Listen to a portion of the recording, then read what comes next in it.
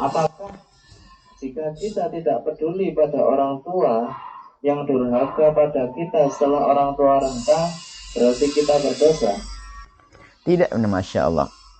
Kita punya kewajiban untuk berbakti pada orang tua. Dan kalau pengen tahu ahli neraka yang berjalan di atas bumi, itu lihat anak yang tidak punya bakti kepada orang tua. Na'udzubillah. Orang yang tidak bisa berbakti pada orang tua tidak akan beruntung di dunia dan di akhirat. Dan ketahuilah durhaka kepada orang tua akan menjadi sebab anak mendapatkan hukuman dari Allah di dunia sebelum di akhirat.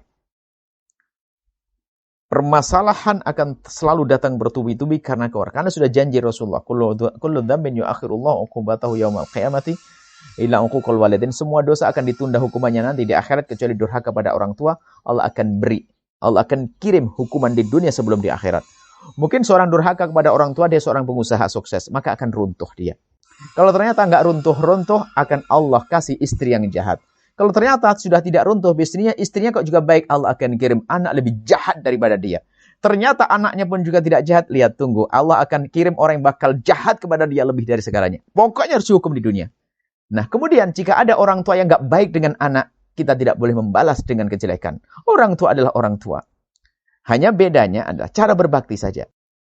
Tetap saja kita berpikir keselamatan orang tua. Enggak boleh membalas kejahatan orang tua kepada kita. Karena memang sudah dipastikan oleh Allah kita sebagai anak. Nggak boleh. Ini ada, makanya orang tua itu ada tiga macam. Ada orang tua yang sangat baik kepada kita. Kadang yang demikian itu mudah kita berbuat baik. Ada orang yang biasa-biasa saja. Ada orang tua yang jahat kepada kita. Tapi ingat, justru tantangan berat kalau orang tuanya tidak baik dengan anak.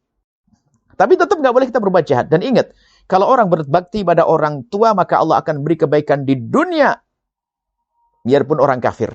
Sebelum di akhirat. Kalau akhirat orang kafir nggak ada. Makanya biarpun orang tidak beriman kepada Allah, kalau dia baik dengan bapak ibunya, maka Allah akan beri kebaikan di dunia sebelum dia mati. Kalau mati karena dia tidak beriman, adalah nggak selamat di akhirat. Sampai dikisahkan di salah satu negeri yang tidak beriman. Atau seorang tidak sholat, bukan seorang beriman. Dia tangannya patah. Rupanya tangannya, bukan tangannya mati, tangannya itu harus diamputasi karena dulu itu adalah waktu ibunya marah itu memukul sesuatu sampai cacat tangan itu. Rupanya sang anak itu punya nasib baik, dia tidak pernah ngedendam sama ibunya biarpun dibegitukan. Jahat betul ibunya. Cuman tidak tahu Allah pilih hatinya, seandainya dia beriman kan luar biasa. Cuman dia tidak beriman. Hatinya baik, tidak marah dengan ibundanya, rupanya dalam usia dini 22 tahun dia sudah sukses. Waktu itu terhitung umur 26 tahun atau bagaimana dia sudah mendorong ibundanya dengan kursi roda. Dan dia tidak pernah marah dimarahi ibundanya. Biarpun ibundanya jahat dengan dia, tidak pernah marah. Tapi Allah beri kesuksesan dia di dunia. Maka kalau baik sama orang tua, Allah akan beri kesuksesan. Kalau orang kafir, diberi kesuksesan di dunia. Biarpun di akhirat tidak mendapatkan apa-apa. Apalagi orang beriman, na'udzubillah. Jadi hati-hati. Kalau orang jahat kepada kita, nggak boleh. Orang tua berbuat jahat kepada kita, nggak boleh kita balas. Bahkan kita semakin kasih dan cinta. Kalau memang kita dekat dengan beliau menjadi sebab kita didolimi, kita menjauh.